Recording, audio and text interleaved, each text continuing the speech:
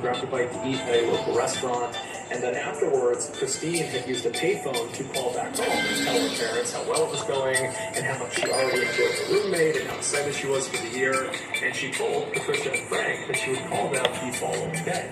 But the following day came and went, and Patricia and Frank did not hear from their daughter. And they had no way to actually call her because she had not set up her landline in her apartment. But Patricia and Frank, they told each other that, of course, everything was fine. You know, she just got to college, she's excited, she's probably out having a good time, and she just forgot to call. And anyways, Patricia and Frank had already planned a visit to see their daughter in Gainesville the next day, which was Sunday. And so fast forward back to that Sunday, and Patricia and Frank are now parked outside of their daughter's apartment complex. They still haven't heard from her, but they're still telling themselves everything's fine, she's probably just busy. And so they get out of their car and they walk over to the building, and they go through one of the front access doors that brings them into the building. They find themselves inside of this carpeted stairwell where at every level on the way up, there were doors leading off to each of the apartments. They made their way up to the second level where they knew their daughter's apartment was, and they walk up to her door, and before they even knock or turn the doorknob or anything,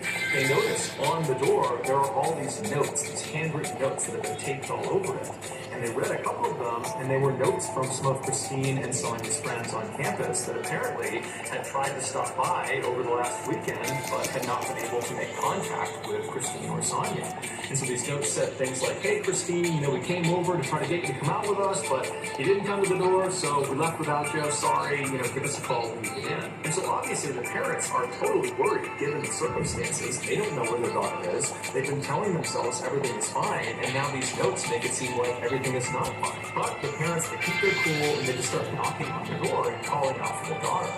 But there's no answer. And so Patricia and Frank, they start to panic at this point, and they leave the carpeted stairwell. They go outside, and they find a maintenance worker that works for this building, and they explain their situation with their daughter, how they can't get in touch with her, and can he please let them in to make sure she's okay. The maintenance worker said he couldn't without speaking to his manager, and so he goes to his manager, and the manager, she says that's fine, but we need to get the police involved. They need to escort us into the apartment. And so the maintenance worker calls the police and requests this escort, and a few minutes later, a single Gainesville police officer arrives at the apartment complex. And he tells Patricia and Frank that just as a precaution, I need you guys to stay outside. So they stay right outside those front access doors. They're outside of the apartment building.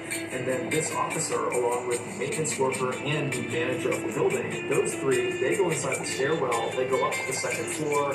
And at that point, the maintenance worker gets out his keys. He finds the right one, and he opens Christine and Sonia's door. The door swings open, and immediately the police officer yells out for two girls, but there's no answer. And so the officer is first into the apartment, which basically immediately opens up to their living room. And in the middle of the living room is a couch that's angled towards the right side of the room where a TV had been set up. And so the officer, again, as he walks in, he's calling out, trying to get the girl's attention, but there's no answer. Behind him is the maintenance worker and the building manager. And they begin making their way towards the right side of the living room, over towards that TV, to see if maybe someone was laying on the couch. And as they round that corner and can finally actually see the front of the couch, the maintenance worker, after seeing what he saw, screams out and runs out of the apartment.